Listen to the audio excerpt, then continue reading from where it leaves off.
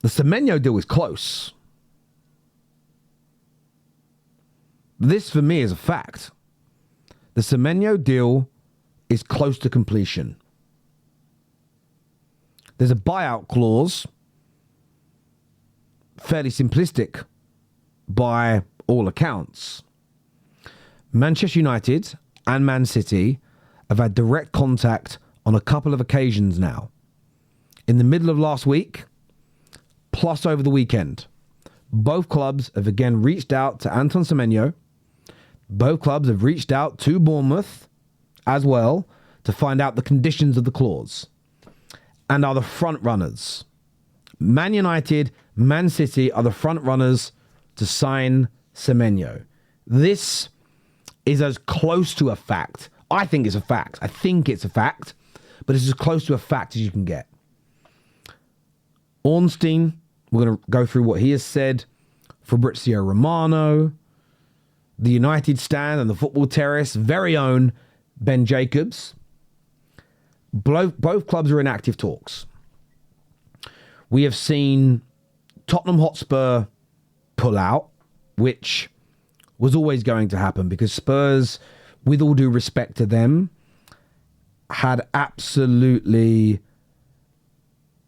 zero chance in my opinion of signing him with the size of clubs chasing him.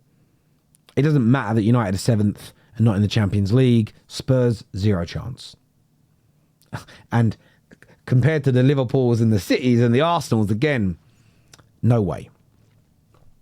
What was reported last night, and I'm going to go and get the actual quotes on this now as well, is that, excuse me for not having this, I thought I had it ready. This is from David Ornstein. It says, everything I've learned suggests that a transfer is highly possible, and the names that are leading as the contenders are Manchester City and Manchester United in no particular order. They're both extremely fond of him. Liverpool have said they are a great admirers for him. They've not moved to the same extent so far. So as of right now, Liverpool haven't made the contact with the player in Bournemouth to the same degree as both Manchester clubs. He says, let's see if anything changes due to the Isak injury. As we broke the news that Liverpool fear, he's actually further reported since then that it's probably a broken leg now for Isak. So that could change the scenario. And I think that's where the blow comes in, that Liverpool seemingly were looking like they were pulling away, which gives United more of an opportunity.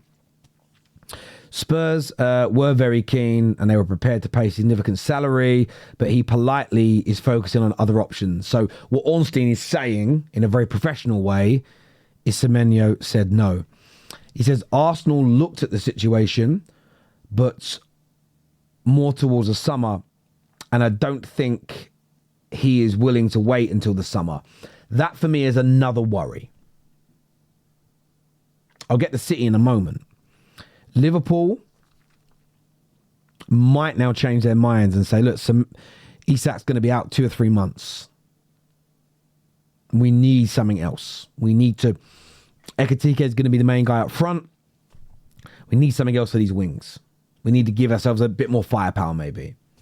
Arsenal's is an interesting one because they're distancing themselves from it, but they want the player, but they want to wait till the summer. He is an Arsenal fan. Arsenal are top of the league. If he says, listen, guys, I'm going to agree to go City. I'm going to agree to go United. Last chance saloon, you coming in. Could they change their mind? That would be a blow. That's a worry. But the biggest concern I have right now is Man City. They're purring in the league. Got Pep as, excuse me, Pep as their manager. In the title race, getting better and better and better and better. There's an element, part of me feels confident because we've grown from being an outsider that nobody thought had a chance 3 weeks ago to being one of the front runners. At the same time, I feel like with Man United, more often than not, whenever my hopes are high for anything in the last decade or so, I've had the rug pulled from under my feet. But how do you see it going? The poll's up. I've voted. How have you voted? 41% of you think he's going to Manchester United. Do you think it's the right deal for us? Let's just say we pull it off. Let's just live in a world for a moment where Man United pull it off. Do you think it's the right deal for United? Because I would prefer a midfielder. But what I don't want to ignore, what I can't ignore, is the fact that most of the midfielders that we want to buy are just not available in January. And if Semenyo is part of the attacking options that we have for the summer, but he's available now, I'm not adverse to buying him before a midfielder. Doesn't mean he's a bigger priority. It's just a bird in the hand is worth two in the bush. Imagine the strategy at United was, we really want Semenyo in the summer. But because the fans would prefer Elliot Anderson or Belieber first, and we can't get there until the summer, we're just not going to buy Semenyo now. That doesn't make sense to me. City, the one thing I'd be pitching into Semenyo if I was Man United is, look, when Doku's fit, you're not playing on the left. You're not starting on the left. Foden and Cherki kind of occupying the right-hand side of that attack at the moment are purring. Where I think at Man United, with us recently changing us shape, the way we use our left wing backs are not like most clubs' wing backs. They use like wingers. Semenyo, I still think, walks pretty much straight into our first team. If the reports are true that we're going to start using 4-3-3 more regularly, again, I think he walks straight into the first team. That's the pitch. But I just can't get Arsenal out the back of my mind. Liverpool maybe, but it's listening to what David Ornstein has said here. I just can't quite get Arsenal out the back of my mind. Which is, they want him in the summer. He's an Arsenal fan. They rate the player.